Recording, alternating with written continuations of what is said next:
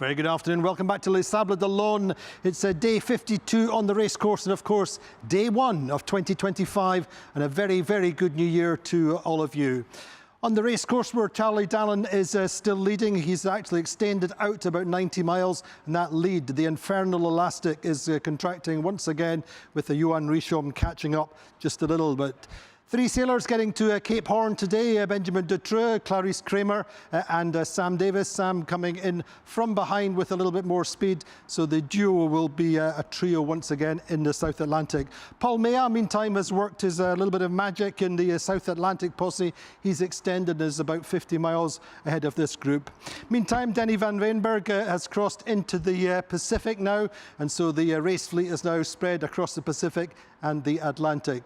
Charlie Dalin is finding the conditions quite complicated, as indeed Johan Richomme is, and this is Charlie explaining what's going on. Yeah, how's it going, Charlie? Yeah, good. Happy although I'm almost finished with the permanent cold front of Cabo Frio, so that's good news. That's pretty active. With wind, which has absolutely no. Well, absolutely, the grid files were completely wrong. I had up to a 200 degrees difference between reality and grid, and they were completely off, and I really had to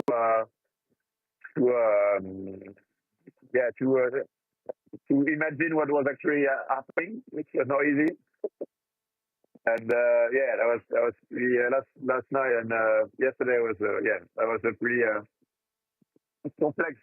And also last night it didn't look at all like this on the map, but I had some high speeds at some point. It didn't last long, but at some high speed up to 26, 27 knots, and I was sailing against the waves. Wow. And I did some huge jumps. Probably the biggest jumps of the entire Vendée Globe I did last night. This lead you have at the moment, you started 2025 in the lead. Can you hold on to that, or is there going to be some more compression to come? Well, I hope so. I can hold on to it. At the moment, we're in a 2 different system with Johan, I think.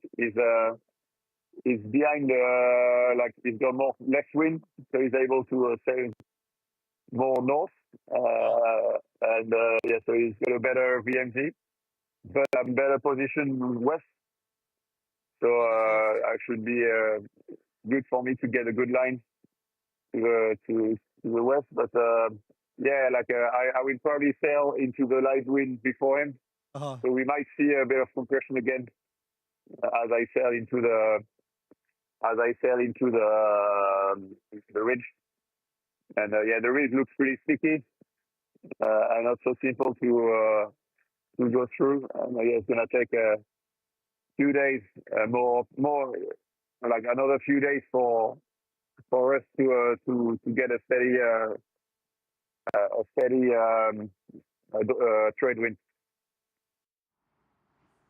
So there we go, Charlie Dalin saying another couple of days to get up to the southeasterly trade winds, and it's been pretty complicated. Now, I am so happy to welcome my guests today. We have Tracy Edwards, who's with us again this race. She was, of course, the skipper on the pioneering Maiden project way back in the 1989-1990 Whitbread Round the World race, the first all-female team to race around the world. Tracy's energy and drive has continued really ever since then. She led the Royal Sun Alliance Jules Verne Trophy attempt with a young Sam Davies on board. Tracy, how are you? I'm very good, Andy. Yeah, good to speak to you. And also we have Heather Thomas, who this year skippered the restored Maiden to victory on the Ocean Globe race, the first all-female team to win a round-the-world race, 50 years on from the very first Whitbread race. So Heather, and how are you? Andy, nice to meet you. Tracy, just talk to us a little bit about Sam, and hopefully we're going to join her. What was she like when you first met her? Well, she was a nipper when I first met her, and her and Emma Richards were the two babies on the team. A couple of us were quite worried that they might be a bit too young, but that seems crazy sort of thinking back on it now. She was full of energy all the time, really positive influence within the team, always, just always pushing forward, a great teammate, a great crewmate, lots of fun, an astonishingly good sailor even then. And I'm sorry we didn't quite make it round the horn when we were attempting the Jules Verne trophy. That was, I guess, in 1998. 1998. And I think Sam has just sailed over our old mast. Indeed, but what did Cape Horn represent for you when you went round with the maiden on the Whitbread race? What was that like? Well, it was very different from the first time I went round, because the first time I went round was on Atlantic Privateer with 17 South African men. That was fun. And we actually followed, without knowing it, we followed Maiden around Cape Horn because Bertie Reed had her at that time. And I think she was called Prestige. And he was doing the BOC. So we followed her around Cape Horn and we spoke to him on the radio. And of course, then the next time I went around Cape Horn, I was on her as Maiden. And it was for us the culmination of 3.5 years, really hard work and, finding the money and persuading people that girls wouldn't kill ourselves on the way round. But it always is a phenomenal experience going around Cape Horn. And you know you're coming out of the Southern Ocean, you're going to turn left, and then, it's that measurable final bit, South Atlantic, North Atlantic. I think the experiences are obviously heightened being solo. I mean, it'll be interesting because we spoke with Clarisse Cremer. Now she's doing her second Cape Horn just now. She's saying that when she went round the first time, she'd got such high expectations that when she got there, it was all great. But then when she got into the South Atlantic, there was a big drop, and she then found the rest of the race very hard. That's actually, really true. On Maiden, when we were going around Cape Horn, we had actually quite nice weather. And so all of the youngsters on the boat were going, we don't believe you that, this is rough going around Cape Horn. But then the South Atlantic had something really special in store for us. So we kind of got around Cape Horn and in really good shape, a little bit behind L'Esprit. And we then got hit by a massive low pressure going past the Falkland Islands and really hammered. And that's the only time I think all of us were scared for our lives. And we thought with the amount of water we were taking on, we were eyeing up the life raft at one point. So the South Atlantic can be very unforgiving. And it must have been amazing for you, but feeling the sense of responsibility at that point as skipper. Yeah, it always is. And at that point, you look at the people next to you and you all look at each other and you think, do I trust the people I'm with? Well, luckily there were 12 of us who all looked at each other and thought, I trust my life with these other women. And yes, there is a sense of responsibility. And I think also, there's a real weighing up that goes on when you're in charge of a team. Do you tell the truth about how scared you are, or do you just say, come on, this is absolutely fine, this is nothing, I've been through something like this before? So you're kind of weighing up the pros and cons. But I cannot imagine what possesses anyone to sail around the world single-handed, I have to say, let alone more than once. That must just be phenomenal. Well, I think hopefully we can join Sam, who's approaching Cape Horn. Sam, how are you? Good, thanks. I can hear Tracy talking, which is great to hear. I was connected a bit late because I just done a sail change and I got called up by the Diego Elias lighthouse people. I didn't even know there was anyone living on that island. And how's he? Very serious. He wasn't very chatty. All right.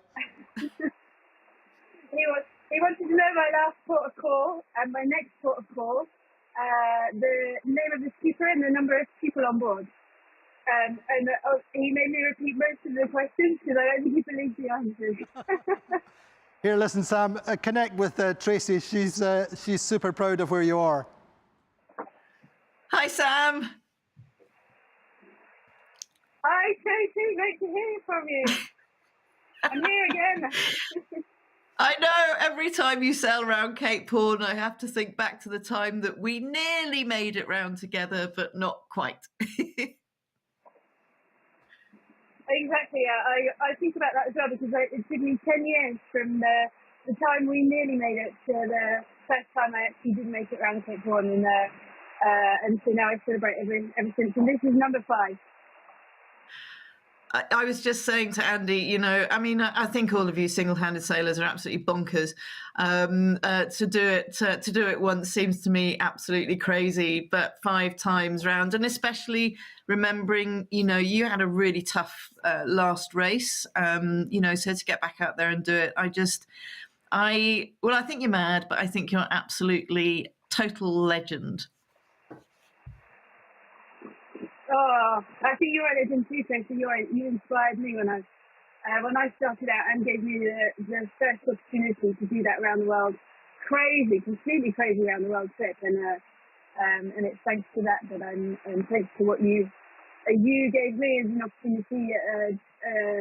Thanks to that I'm here now and sailing around my 5th Cape Horn and hopefully inspiring the next generation as well. And yeah, you're right. The last time, well, not the last Cape Horn, but the last Vendée Cape Horn was really tough because I was no longer racing and I was on my own, and I really scared myself with the crash that I had, and so it's like a massive achievement to get here and in totally different mood and fully enjoying this race, and yeah, it's definitely great to turn that page and go past Cape Horn again. And well, I'm not quite ranking where I would have hoped to have been. That's a bit frustrating, but the race is still long, and I'm going for it, sending it. Sam, how close are you at the moment? To Cape Horn, 48 miles.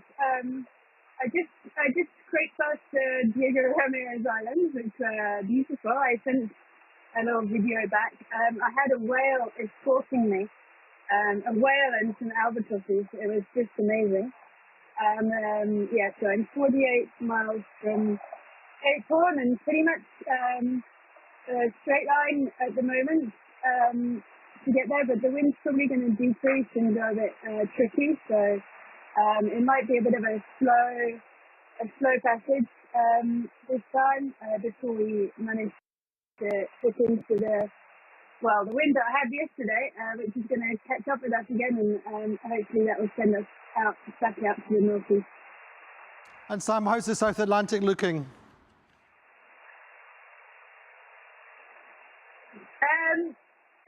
Complicated. As ever, the South Atlantic is something I've never managed to completely understand in all the times that I've been there, which isn't that many actually, and maybe that's why it's hard to understand because we don't go there so often. And so yeah,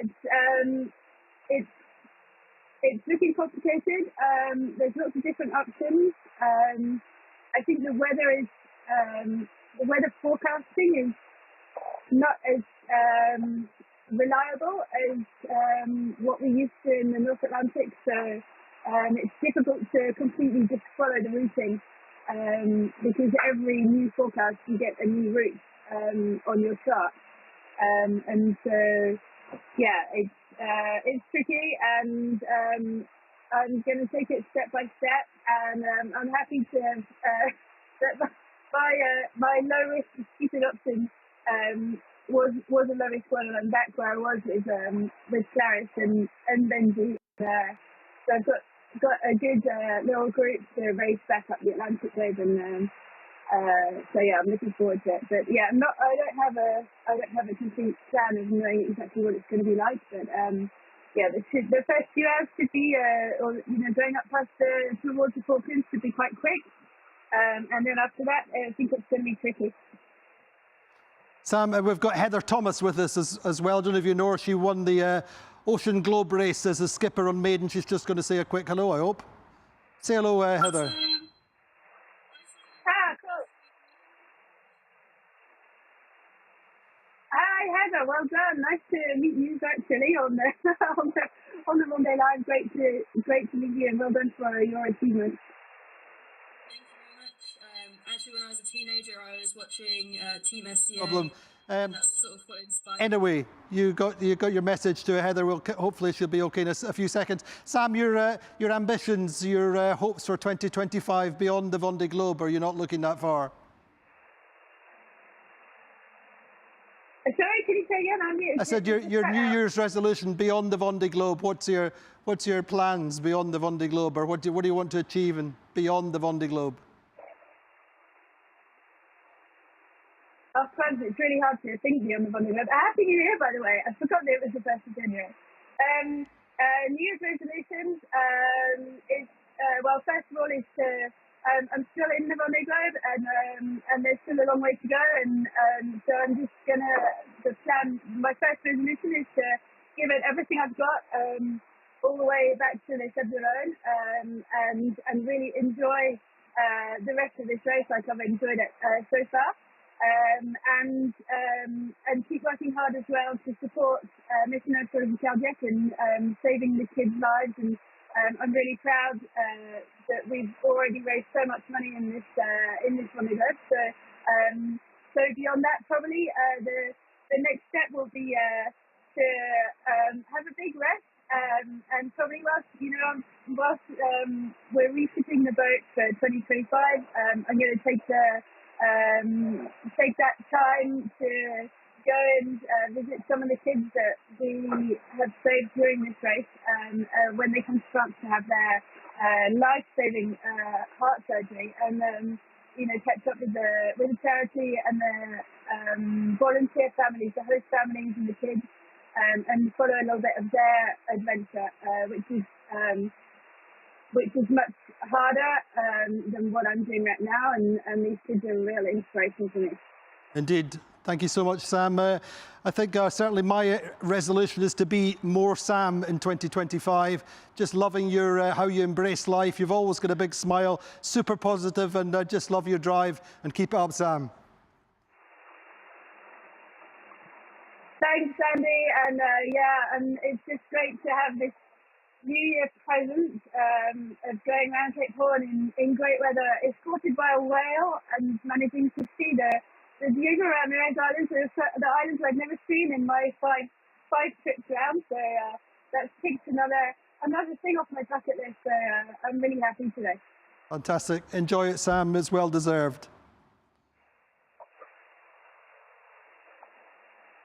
Thanks, Andy, and thanks for bringing Tracy in. Great to speak to her. Fantastic. Happy New Year, Sam, and we'll see you when you get back. And all the girls from Royal Sun Alliance send their love and say hi. And I'm just going to tell you this, because I was just manoeuvring just before.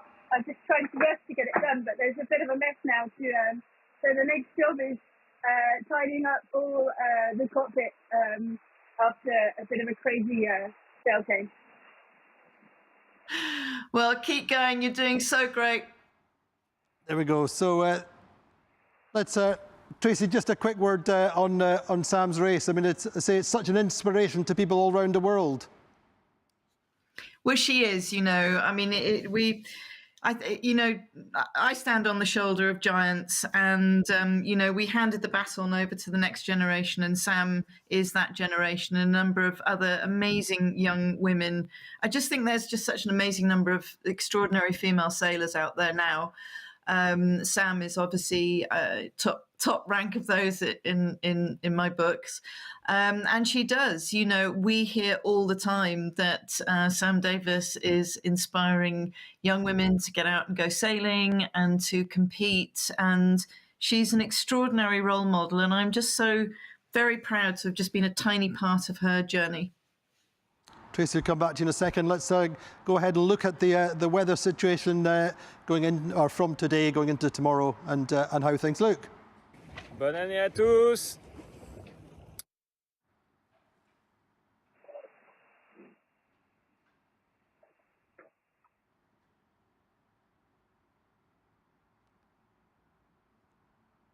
So very quickly running through the first weather of 2025, looking at the situation for the leaders. They're on top of this low pressure system, in quite good breezes just now, but they still have quite a wide band of light airs to get across, or light areas to get across. They're trying to get out to the southeasterlies, the trade winds on top of the high pressure system, which they will progressively build as they get north. So at the moment, we will see a little bit of compression between the two leaders. Sebastian Simon here just to the west. We feel he's been running, generally his strategy has been staying closest to the rum line, the most direct route, and sailing the shorter distance. Meantime, Thomas Riong, well, nothing changed, particularly for him relative to the boats behind. Still upwind, as indeed this compact group are upwind. They have 25, 30 knots at times, very gusty breeze, but short seas. And it's very hard on the boats and the skippers at the moment. So looking at the animation, just very quickly, as I say, Charlie and Johan coming through the top of the low pressure system, little area of light pressure or light breeze, and then they'll come out into the southeasterlies. Perhaps some compression for the group behind, catching up a little bit with Thomas Riong as he goes through the light patch there. But really nothing particularly to worry about. Now then, the situation for the rest of the fleet, well, we see Benjamin Dutroux, Clarisse and Sam coming into Cape Horn. They're in lighter breezes. Just here, we see Sam coming in at the beginning of the front of this low pressure system, so she should come in with more wind. Meantime, it's quite difficult conditions for Roman Atanasio and Damien Sagan. They're very much on top of the low pressure system, where it's the most turbulent air and the most crossed seas, so it's quite difficult times for them. Further back, as we get further back, then it's easier conditions. We have this low way down here, but generally downwind conditions, 20-25 knots for them, but overall, the further we go back in the fleet at the moment, then the easier the conditions are. So that's the weather, 1st of January. You did know. So let's go to Heather. Heather, the Ocean Globe race, you had a fantastic team. Tell us a little bit about your crews, multi-ethnic and from all different backgrounds. Yeah, so my crew, all incredible women coming from across the globe. We had 9 different countries. And we really wanted to have every woman in the world look at the deck of Maiden and see someone that looked like them, and try and inspire as many kids as possible to reach their dreams. And they were all such amazing, incredible role models on board. So yeah. I mean, obviously Sam Davies is at the top of the pinnacle. What have the girls you were with, what have they done since?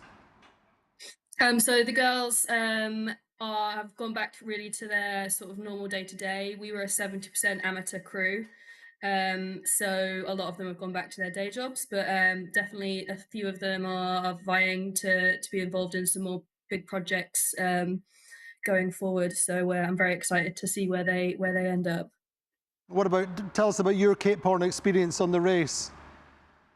So we had quite an eventful Cape Horn. Actually, although we didn't have a lot of weather, we ended up breaking our bowsprit and then the track on our mast. So it was quite an eventful lead up towards Cape Horn. And then unfortunately it was dark by the time we got there, so we didn't see the rock itself. So I'll have to go around again to be able to see it. So you have plans? Yeah, no, definitely want to be back out in the Southern Ocean again. Hopefully sometime soon. And what's happening with Maiden now? Not really sure what her future is yet. We're still working that out. But yeah.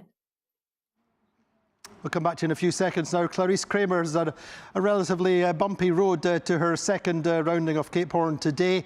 And she tells us that she felt that as I said to Tracy earlier on, she felt that she made a mistake on that first race, that everything was built up to such a high level coming into Cape Horn. And today she's trying to make sure that she gets the balance right and keeps focusing on her race and all the way to the finish.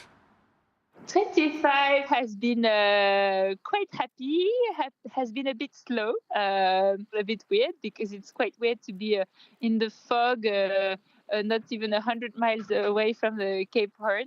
But I think so far I like 2025. I'm forcing myself to realize to make it different, because last time I really saw it as a huge relief. It was almost a finish line for me in my mind last time.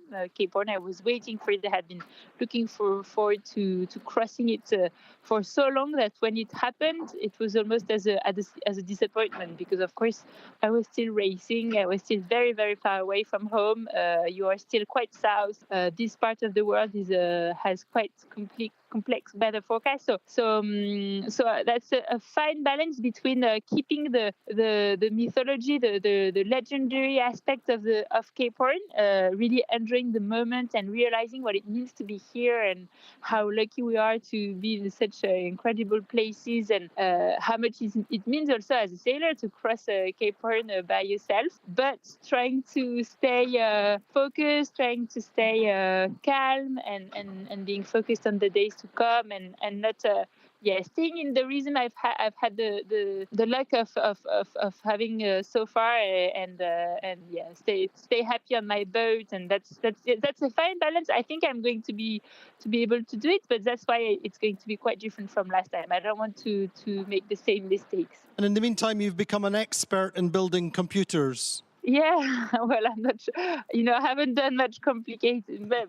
it's just about opening computers, removing hard drives, trying to make it drier in very, very complex environment, because it was during the small storm that we were in, and it was very bumpy, very windy, and it was not so easy to work on. It was a bit of a surreal moment also, because it didn't really make sense, and there was still water coming from the top of my boat. So I was very, very, it was a weird situation, but I'm so happy about the outcome. But it's not sure that my PC is going to survive, because it really doesn't look very happy from the inside. It's been very wet, so there is some salt, there is some traces of burned components. So I'm trying to enjoy the moment, and trying to enjoy my computer, because it made such a big difference to have one. So there we go, Clarisse Cremer. Now, Tracy, I think 2 editions ago we had no women racing in the Vendée Globe. This time we've got a record, but things are definitely moving in the right direction. I think they are. It has taken a while. Maiden being the first all-female crew to sail around the world in 1989, and then it took 35 years for an all-female crew, Heather on Maiden, to win an around-the-world race. But I think alongside the fully crewed stuff, the women's single-handed, women's solo sailing has just gone on leaps and bounds because of these extraordinary women. The skill levels now with female sailors are just off the scale. And, we kind of knew that would happen. It's maybe taken a bit longer than we wanted to, but as you say, how amazing. Look at that race now, all the women in it. It's fantastic. And Heather, what's your ambitions, your plans next in terms of sailing? Next, definitely want to get myself on another round the world. Not sure how that's going to look quite yet. Sort of still waiting on to see what Maiden's going to be doing. But yeah, definitely really want to be out in the Southern Ocean again. I'm not totally sure if I want to do it solo. Not sure if I've quite got the mental strength to do that quite yet. I really rely on my amazing crew. But who knows? I would never say never. Never say never. There's only one way to find out, though, Heather. Oh, absolutely. Yeah, absolutely. There's only one. Yeah, you're right there. Anyway, thank you, both of you, to being with us. Good New Year to you both, and hopefully we'll catch up again at some point. Thank you so much. Thanks, Tracy, and thanks, Heather. Now then, let's go to the ranking as it is at midday today, with some nice images from Jackie, our Chinese skipper.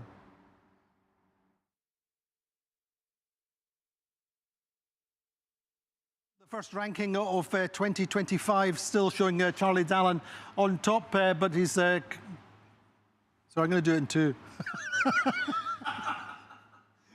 These are all... tomorrow will be fine.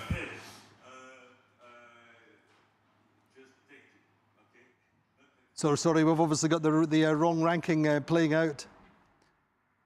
But yeah, so at the top of the table, as we said, Charlie Dalin still leading. I think his lead's down to about 60 miles, continuing to compress. Meantime, Paul Mea in 5th is about 50 miles ahead of that group. Sam Goodchild going nicely, just a little bit ahead of Boris Herman.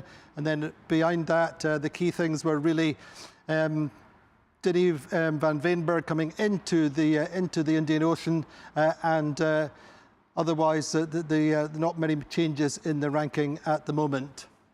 So that's all we have time for you for today. Of course, it's an international race. Let's have a quick look through some of our international skippers, wishing you all the best for 2025, as we do too. 新年快乐 Happy New Year! Je vous souhaite aussi une très bonne année 2025 à tout le monde et puis encore un grand merci pour votre soutien. Frohes neues Jahr! はい、新年明けましておめでとうございます。本年もよろしくお願いいたします。 Happy New Year! Ouais, aujourd'hui c'est un jour un peu spécial.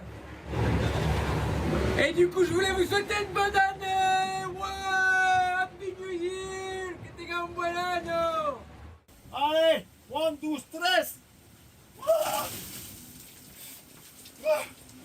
Bonne année 2025.